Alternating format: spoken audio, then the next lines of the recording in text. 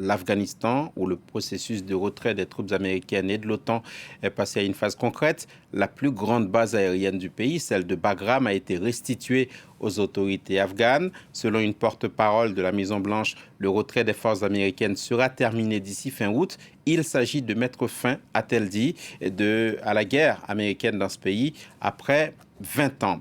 Invité de ce journal pour en parler, Jean-Charles Geoffrey, bonjour. Merci d'être avec nous. Vous êtes Bonjour. professeur émérite d'histoire contemporaine à Sciences Po, spécialiste de l'Afghanistan. Bagram rendu aux Afghans, c'est une page d'histoire qui se tourne pour l'Afghanistan et les États-Unis. Oui, ça se rapproche plutôt d'une sorte de débandade. Ce n'est pas Saïgon en 75, mais ça commence à un petit peu y ressembler. Je rappelle seulement que lorsqu'on a signé les accords de Doha en février 2020, il avait été promis au président afghan Ghazni que les Américains garderaient un minimum, c'est-à-dire la plus grosse base, Bagram. Comment voulez-vous intervenir sur le terrain si vous n'avez pas des avions en Afghanistan? Donc les accords de Doha, on le rappelle, entre les talibans et les Américains avec les autorités afghanes. Est-ce que ces accords, vu l'évolution de la situation sur le terrain avec les talibans qui se rapprochent de plus en plus de Kaboul, est-ce que ces accords ne sont pas en quelque sorte inopérants? Ben, ils sont complètement caducs. Je vois très bien ce qui se passe. C'est le nœud coulant qui se resserre autour du cou de la capitale, Kaboul, petit à petit. Ces accords, c'est un marché de dupes. On a oublié l'essentiel, notamment le respect des droits humains. On a demandé aux talibans, vous imaginez, de promettre de ne pas aider des groupes terroristes, alors que déjà depuis 2 ans, ils ont laissé sur leur propre territoire, dans la zone dite Pashtun, Est et Sud-Est, se réinstaller Al-Qaïda.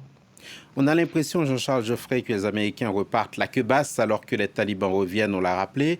Est-ce qu'il ne faut pas appeler la chose par son nom, à savoir une défaite pour eux? Vous avez parlé de débandade tout à l'heure.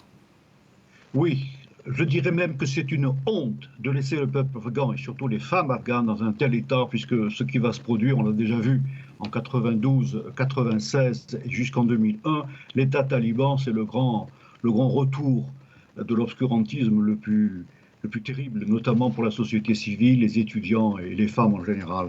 Je crois que les Américains ont manqué de tact envers l'armée afghane.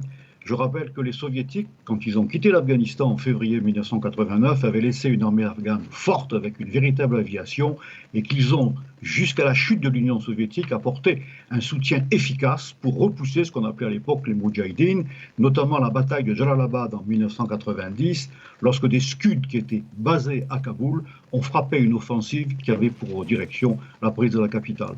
L'armée afghane est très faible. Je vois ces images terribles d'Américains qui détruisent du matériel au lieu que de le donner à l'armée afghane. C'est lamentable ce qui se passe si je suis afghan. Dans ces conditions, quelle suite pour le processus politique en Afghanistan, pour le processus militaire en Afghanistan, pour, in fine, pour vous suivre, protéger les plus fragiles? Je ne sais pas, je ne lis pas dans le marbre de café. On parlera de défaite complète quand Kaboul tombera, peut-être d'ici la fin de l'année. J'ai cette date terrible du 11 septembre 2021 qui me semble être une date butoir. Est-ce que les talibans seront à Kaboul? Point d'interrogation. Pour l'instant, tout ce qui est engagé échoue. Je pense au docteur Abdullah qui était chargé d'entrer en conversation pour que les talibans puissent entrer dans un gouvernement. Je pense que les talibans en ce moment sourient doucement.